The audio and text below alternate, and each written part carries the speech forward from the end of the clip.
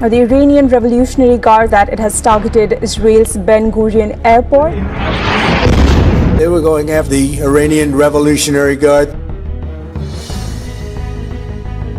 የአሜሪካው ፕሬዝዳንት ዶናልድ ትራምፕ ለሁለተኛ ዙር ለመመረጥ በቀሰቀሱበት አጋጣሚ ሁሉ ዓለምን ሰላማዊት ለማድረግ ስላደረባቸው ፍላጎት ደጋግመው ተናግረዋል። የሩሲያና ዩክሬንን ጦርነት ለማስቆም ቃል ገብተዋል። ምስራቅ አውሮፓ ወደ አራተኛው ዓመት የመገዳደል አባዜ ቢሸጋገርም ትራምፕ በ13 ወራት ቆይታቸው ያወረዱት ሰላም የለም። በ8 አካባቢዎች ሊካሄድ ከቋፍ የደረሰ ግጭት ስለማስቀረታቸው አስታውቀዋል። ነገር ግን የእሳቸውን መንግሥት ቀደምት መሪዎች የሚፈጽሙትን አይነት ጦርነት ከፍቷል። ከእስራኤላውያን ጋር በመተባበር አሜሪካውያን ኢራንን እሳት የሚነድባት የእርግማን ምድር አድርገዋታል። ሳምንት ባልሞላ ጊዜ ውስጥ የኢራንን መንፈሳዊ አባት አያቶላ አሊ ኻሜኒን ጨምሮ በርካታ ከፍተኛ ፖለቲካዊና ወታደራዊ መሪዎችን ገድለዋል። አስገራሚው ነገር ደግሞ ኢራኖች ትራምፕን ለመግደል አሲረው እንደነበር መሰማቱ ነው።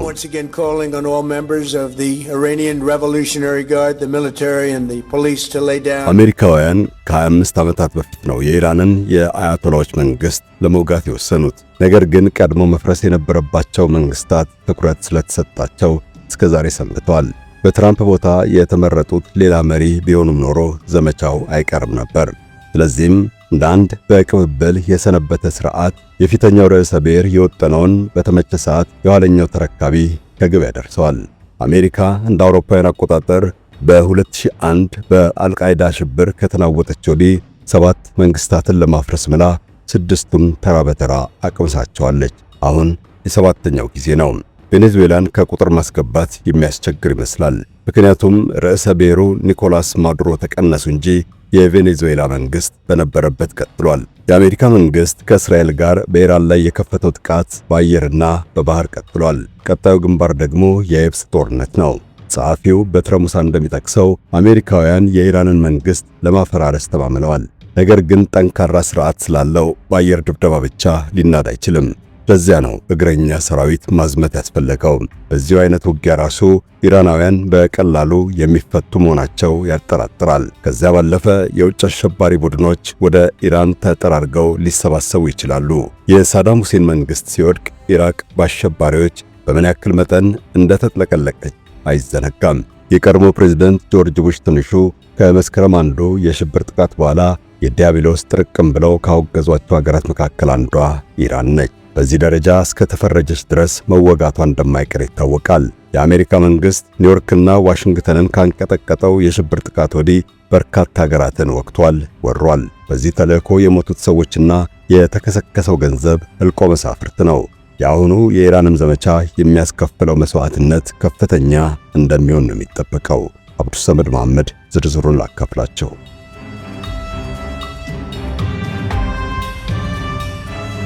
አፍሪካ ህብረት አቅራቢያ የምስራቅ አፍሪካ ግዙፉ እስላማዊ ማዕከል አልነጃሺ ፊት ለፊት የመኖሪያ አፓርትመንቶች በ30 በመቶ ቅናሽ ቀርበዋል። በ60 ካሬ ላይ ያረፈ ባለ 1 መኝታ በ5.5 ሚሊዮን ብር ታገኛላችሁ። 82 ካሬ ባለ 2 መኝታ በ6.6 ሚሊዮን ብር ይሸጣል። 90 ካሬ ያለው ባለ 2 መኝታ ቤት ዋጋ 7.2 ሚሊዮን ብር ነው። ባለ 3 መኝታ መኖሪያ በ126 ካሬ ላይ ተሰርቶ በ10.1 ሚሊዮን ብር ቀርቧል። ሱቅም ከፈለጋችሁ በ3.9 ሚሊዮን ብር አጠቃላይ ክፍያ የራሳችሁ አድርጉ።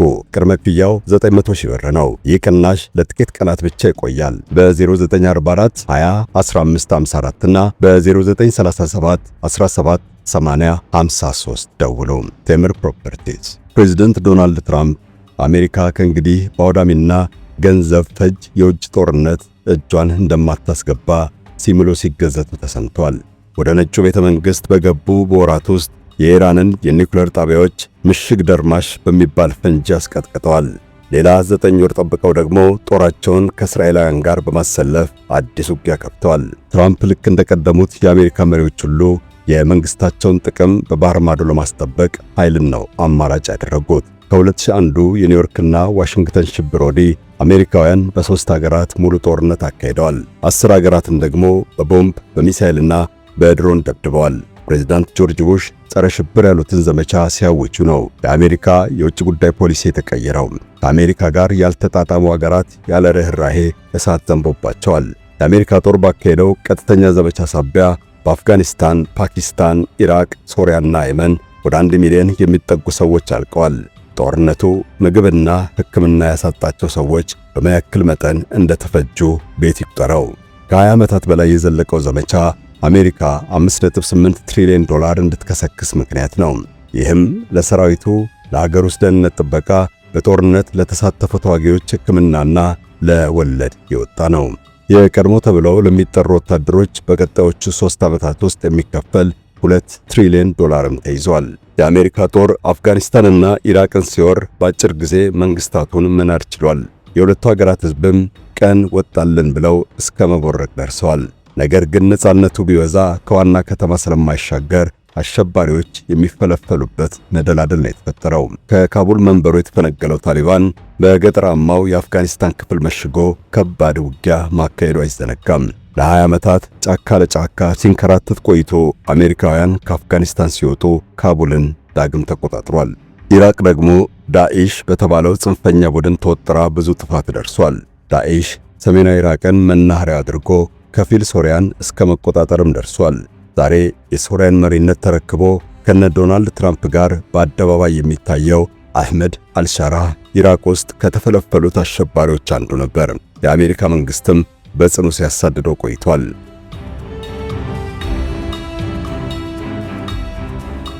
የአሜሪካ የመከላከያ ሚኒስትር ፒት ሄግሴት በኢራንም በሂደት እግረኛ ሰራዊት እንደሚዘምት ተናግረዋል። እንደሳቸው አባባል የኢራን መንግስታዊ አመራር እየነደደ ነው። የአሜሪካ ጦር ወሳኝ ድል እየተጎናጸፈ ይገኛል። ያላንዳች ርህራሄ እየተዳፈነ ነው። ከዚህ በኋላም ዘመቻው እያደገና እየሰፋ ይቀጥላል። ሄግሴት በላንግሌ ቨርጂኒያ የጦር መስሪያ ቤቱ ፔንታጎን መግለጫ በሰጡበት ወቅት የኢራን መንግስት ትራምፕን የሚገድል ታጣቂ አሰማርቶ እንደነበርም ገልጸዋል። ነገር ግን የአሜሪካ ጦር ሰውየውን ማክሰኞ ዕለት አድኖ ገድሎታል። ይሁንና ሐሳቡ ዶናልድ ትራምፕን ከልክ በላይ እንዳሳቃቸው ነው የጦር ሚኒስትሩ የተናገሩት። ኢራናውያን ዶናልድ ትራምፕን ለመግደል ስለማሴራቸው ሲገለጽ ይህ የመጀመሪያው አይደለም። በ2024ም ፋርሃድ ሻኪሪ የተባለ አፍጋኒስታናዊ ትራምፕን የመግደል ተልዕኮ እንደተሰጠው ተዘግቧል። በኢራን አብዮታዊ ዘብ ውስጥ የሚያገለግሉ ከፍተኛ መኮንን ከቅጥር ነፍሰ ገዳዩ ጋር ግንኙነት እንደነበረው ተጠቅሷል። ሰውየው አሁንም ቢሆን ኢራን ውስጥ ይኖራል የተባለው ትራምፕ የኢራንን አብዮታዊ ዘብ በጽኑ ያወግዙታል።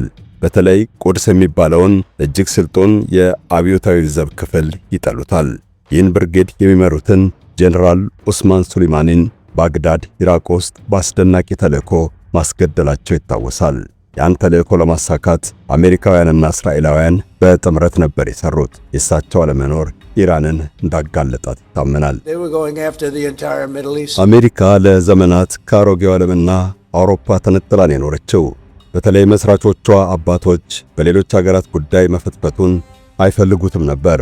በአንደኛውና ሁለተኛው የዓለም ጦርነት የተሳተፉት በግፊት እንጂ ፖለቲካዊ ትርፉን አልተመኙትም። ይልቁንም አገሪቱ በምትገኝበት የአትላንቲክ ምዕራባዊ ንፍቀ ክበብ ባዳ ድርሽ እንዳይል ሲከላከሉ ቆይተዋል። የአሮጌዋ አውሮፓ ተስቦ ንፍቀ ክበባቸውን እንዳይበክለው አጥብቀው ተጠንቅቀዋል።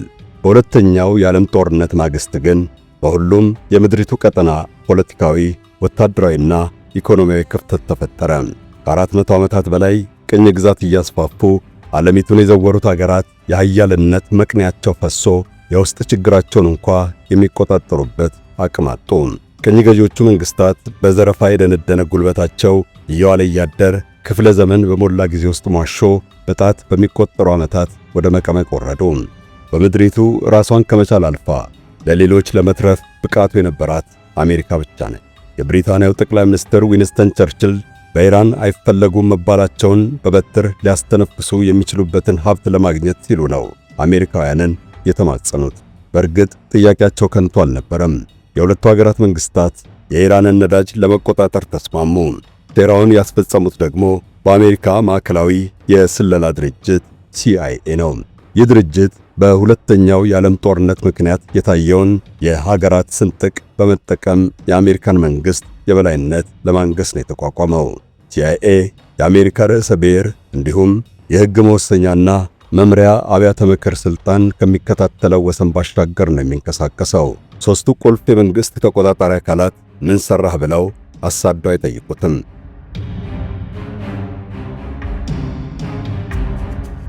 የፌዴራል መንግስቱ ተቋም ቢሆንም በየግዛቱ እንዳሻው ለመፍለጥ ለመቁረጥ ቢሞክር የሚቃወመው አስተዳደራዊ መዋቅር ይሞግተዋል። ሲአይኤ ግን የተከርቸም እልፍኝ ነው። ይህ አባ ከናባይ ያልተሾመበት ድርጅት የተሰጠው የመጀመሪያ ወሳኝ ተልእኮ የሙሐመድ ሙሰደቅን መንግስት አፍርሶ ያረጀውን የሻህ ዘውድ ወደ ሙሉ ስልጣኑ መመለስ ነበር። የኢራናውያን ምርጫ ታጥፎ አምባገነን ሥርዓት መንበር እንዲቀዳጅ ተወሰነ። ይህ ከተሳካ የኢራንን የነዳጅ ሀብት የመቦጥቦጥ ዕድል ዳግም ላይ ይገኛል። ሲአይኤ የኤጃክስ ዘመቻ ያለውን ተልእኮ ከ1951 እስከ 53 ድረስ አካሂዷል። በጠቅላይ ሚኒስትር ሙሐመድ ሙሰደቅ ላይ ሕዝብ በተቃውሞ እንዲነሳሳ የሚገፋፋ ትንኮሳና ረብሻ እዚህም እዚያም ይከሰታል። ሲአይኤ የዜና ማሰራጫ ጣቢያዎች በኢራን ሰላምና መረጋጋት ፈጽሞ አለመኖሩን የሚያመለክት መረጃ እንዲያሰራጩለት ገንዘብ ይሰጣል። ወሮበሎችና ነፍሰ ገዳዮችም በየጎዳናው ሥርዓት አልበኝነትን እንዲያነግሱ ይሰማራሉ። የኢራን ሕዝብ የሚያየውና የሚሰማው ሰቆቃ በሽብር እንዲዋጥ ስላደረገው ሙሐመድ ሙሰደቅን መጠራጠር ጀመረ። ጠቅላይ ሚኒስትሩ የተጣለባቸውን ኃላፊነት በተገቢ መንገድ እንዳልተወጡ ደመደመ። በሲአይኤ የተከፈላቸው በሺህ የሚቆጠሩ ሰዎች ጎዳና ወጥተው ተቃውሞ ያሰማሉ። የሙሰደቅ መንግሥት ኃላፊነቱን እንዳልተወጣ በመግለጽ ትዕይንተ ሕዝብ ያካሂዳሉ። ይህም የኢራናውያን ቁጣ ከልክ እንዳለፈ ለማሳመን የተደረገ ነው። በሙሐመድ ሙሰደቅ ላይ ቅሬታ የሌለውም ሰው ቢሆን በሺህ የሚሰላ ሕዝብ ሆ ብሎ ሲወጣ ግራ መጋባቱ አይቀርም። እሳት በሌለበት ጢስ አይታይም የሚል መላምት ይቀሰቅሳል። ስለዚህም የኢራን ከተሞች የሙሰደቅ መንግሥት እንዲለቅ በሚጠይቁ ሰልፈኞች ተጥለቀለቁ። ንጉሡ ታዲያ በዚህ መሃል የተነጠቁትን የሥራ አስፈጻሚነት ሥልጣን ለማስመለስ አዋጅ አስነገሩ። ማኅበረሰባዊ መረጋጋትን ለማምጣትና ሁከቱን ለማዳፈን ሲሉ መንግሥትን ማገዳቸውንና በሕዝብ ምርጫ የተዋቀረውን የእንደራሴዎች ሸንጎ መበተናቸውን አሳወቁ። ከሙሐመድ ሙሰደቅ ውጪ በርካታ ባለሥልጣናትም ተገደሉ። ሻሁ ከ1953 እስከ 1979 ድረስ ኢራንን በብረት ጡጫ እየመሩ አዘለቁ። ያ ዘውዳዊ አስተዳደር በጨቋኝነቱና አፋኝነቱ ተወዳዳሪ የለውም። ሻሁ ሙሰደቅን ጥለው የበትረ መንግሥቱን እውነተኛ ሥልጣን እንደጨበጡ የኢራንን ነዳጅ ለአሜሪካውያን አሳልፈው ስለሰጡ በሕዝባቸው ላይ ያሻቸውን ጥፋትና በደል ቢፈጽሙ የሚተቻቸው አልነበረም። የአሜሪካው ኤክሶን ነዳጁን ያወጣል፣ ያጣራል፣ ይሸጣል። ይህ ለምን ተደረገ ብሎ የሚጠይቅ ኢራናዊ መከራ ላይ ይወድቃል። ሻሁን መተቸትም ያስቀስፋል። የቤተሰብ አባላት እርስ በእርስ ስለ ዘውዱ መወያየት አይችሉም። በሥርዓቱ የተመለመሉ በርካታ መረጃ ቀባዮች በየጓዳው ስለተሰማሩ ማንም የእናቱን ልጅ እንኳን አያምንም።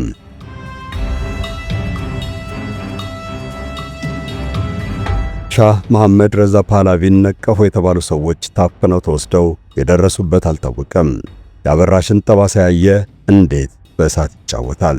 የኢራን የ25 ዓመታት ከራሞት እጅግ የበረታ ጭቆና የተጫነው ነበር። ከአፈናው ሌላ ለኢራናውያን ኑሮም ከፋባቸው። የሚበላ የሚጠጣ እንደ ልብ ስለማይገኝ በእጅጉ ተራቡ፣ ተጠሙ። የሀገራቸው ከርሰ ምድር የሚያመነጨው ነዳጅ ለባዳም ይተርፋል። ነገር ግን የሚነሸነሹበት መሳፍንትና የውጭ ኩባንያዎች ባለቤቶች ናቸው። ችጋር ሕዝቡን እየቆላው ባለበት 1971 ሻህ መሐመድ ረዛ ፓህላቪ ታላቅ ድግስ አዘጋጁ። ወቅቱ የእሳቸው ልደትና የፋርሳዊቷ ሀገር ዘውድ 2500ኛ ዓመት ምስረታ የተገጣጠመበት ነበረ ተባለ። ይህን መታሰቢያ ለማክበር ሲሉ ንጉሡ ታይቶ የማይታወቅና ከዚያም ወዲህ ያልተደገመ ግብር ነው ያበሉት። $300 ሚሊዮን ከወጣበት ድግስ የቀረ የሀገር መሪ የለም። ነገሥታት፣ ርዕሳነ ብሔር፣ ሊቃነ መንግሥታትና ስመጥር ሰዎች ተጋበዙ። ጥንታዊቷ ኢስፋሃን ከተማ ሙሉ በሙሉ የግብር አዳራሽ ሆነች። ምስኪኑ የኢራን ዜጋ የሚላስ የሚቀመስ አጥቶ በኢስፋሃን በአውሮፓ ታላላቅ ጋጋሪዎች በውድ ዋጋ የተዘጋጀ ኬክ ተገመጠ። ከተማዋ ፍጹም ገነት ተመስላ ያልበላ መኖሩ ተረሳባት። ኢራናውያን ተርበዋል። ነገር ግን መራባቸው እንኳ ተደበቀ። ጠናቸው በተምነሸነሸ ድግስ ተዋጠ። በልተው ማብላታቸው ነው የሚነገርላቸው። ማዕዳቸው የኛ በሚሉት ንጉሥ መራቆቱን ማንም አልሰማላቸውም።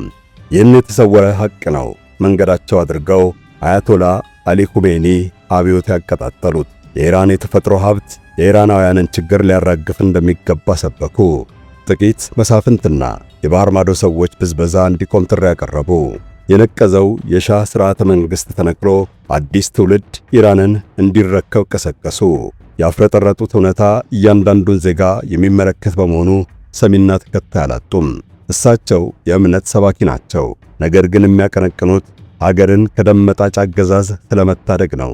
ጥምጣማቸውን የተመለከተ የለም። ሰግዶም ማያውቅ ሪዙን ያላጎፈረ ሂጃብ ያለበሰች ሁሉ ሆ ብለው ተቀበሏቸው። እነሱ የሻህ መሐመድ ረዛ በደል አንገሽግሿቸዋል። ይህን ቁስላቸውን ጠቅሰው ስለሞገቱላቸው የኛ አካል ነው ብለው አመኗቸው። አሊ ኩሜኒ የውጭ ኩባንያዎች የኢራንን ሀብት መመዝበር እንደሌለባቸው ስለሞገቱት ወደዱ። ከሺአም ሆነ ከእስልምና ያልተደመሩ ኢራናውያንም ጭምር ናቸው የቆሙላቸው። ሰውየው በስደት ከኖሩባት ፓሪስ ፈረንሳይ ነቅለው የቴህራንን ምድር ሲረግጡ የተቀበላቸው ሕዝብ ሁልቆ መሳፍርት ነው። ከእያንዳንዱ ኢራናዊ የህብረተሰብ ክፍል የቀረ አልነበረም። ኢራናውያን ሻሁን አምርረው ስለጠሏቸው የትኛውንም የለውጥ መሪ ለመቀበል አያመነቱም። በሻሁ ልክ አሜሪካውያንንም ደመኛቸው አድርገዋል። በአብዮቱ ማግስት የሰሙት ወሬ ያስቆጣቸውም ለዚያ ነው። በሲአይኤ ሴራ የሙሐመድ ሙሰዴቅ መንግሥት መገርሰሱን የሰሙ ወጣቶች ቴህራን የሚገኘውን የአሜሪካ ኤምባሲ ወረው ዲፕሎማቶችን ከአንድ ዓመት በላይ አግተዋል።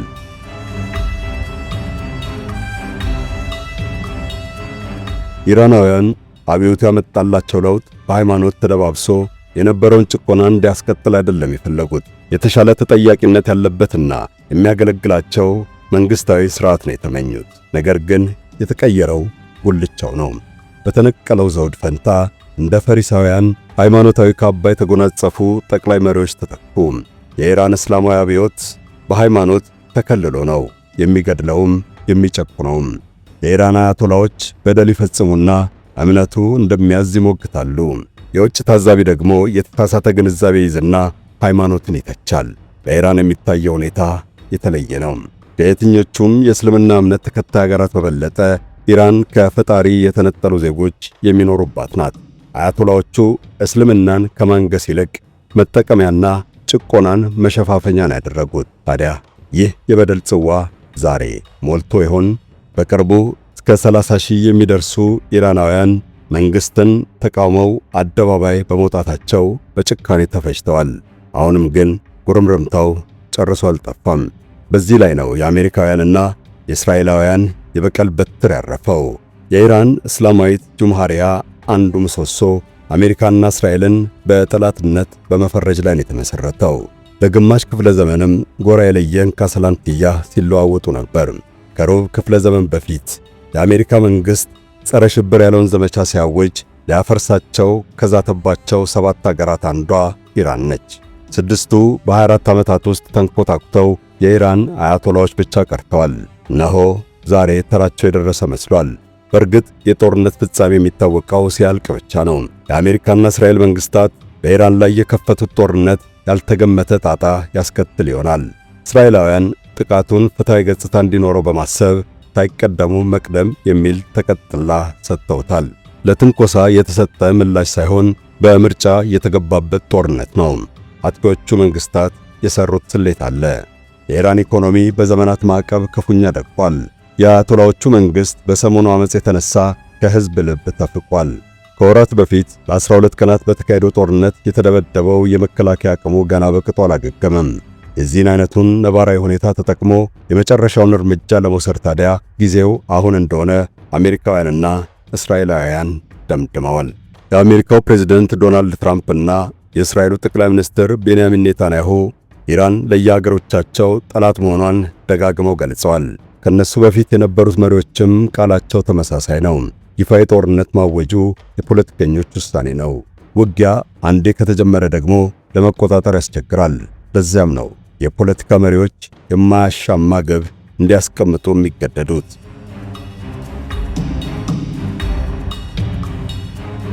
ኔታንያሁ በስልጣን ዘመናቸው ሁሉ ስጋት መሆኑን የገለጹትን የቴህራን መንግስት ለማፍረስና ሰራዊቱን ለመበተን ተጨማሪ ጊዜ መስጠት አይፈልጉም። በዚያ ላይ ከወራት በኋላ ለሚጠብቃቸው አጠቃላይ ምርጫ ነጥብ ማስቆጠሪያነት ይጠቀሙበታል። የእሳቸው የፖለቲካ ልዕልና የሚጸናው እስራኤል ጦርነት ውስጥ ስትገባ መሆኑን የተረዱ ይመስላል። ዶናልድ ትራምፕ ግን እንደ ሁኔታው ቃላቸውና ተግባራቸው ሊቀያየር ይችላል። ከአንድ ወር በፊት ኢራናውያን አምፀው ከመንግሥት የጸጥታ ኃይል ጋር ሲፋለሙ ደጋፊ አካል እንደሚልኩ ተናግረው ነበር። ነገር ግን በወቅቱ የአሜሪካ ጦር በቬኔዙዌላ ዘመቻ በመጠመዱ ሊያግዛቸው አልሄደላቸውም። በቅርቡ 2 አውሮፕላን ተሸካሚ መርከቦችና ከፍተኛ ሰራዊት በፋርስ ባሕረ ሰላጤ ሲያሰልፉ የኢራን የኒውክሌር መርሃ ግብር እንቅልፍ እንደነሳቸው ጠቅሰዋል። ነገር ግን በ12ቱ ቀናት ጦርነት ያን የኒውክሌር መርሃ ግብር አዳፍነነዋል ማለታቸው አይዘነጋም። እስካለፈው ሐሙስ ድረስም እኮ የአሜሪካና የኢራን ባለሥልጣናት ሲደራደሩበት ነበር። እንደውም ይህ ድርድር በቀጥታ ባይከናወንም እንኳ በጎ መንፈስ እንዳለው ተዘርዝሯል። ወይስ ማዘናጊያ ነበር? በአሜሪካ የአጋማሽ ዘመን ምርጫ የሚካሄድበት ጊዜ መቃረቡ ለዘመቻው መጀመር ሰበብ ሊሆን እንደሚችል የሚጠረጥሩም አልጠፉም። ትራምፕና ኔታንያሁ በኢራን የሥርዓት ለውጥ እንደሚመጣ ቃል ገብተዋል።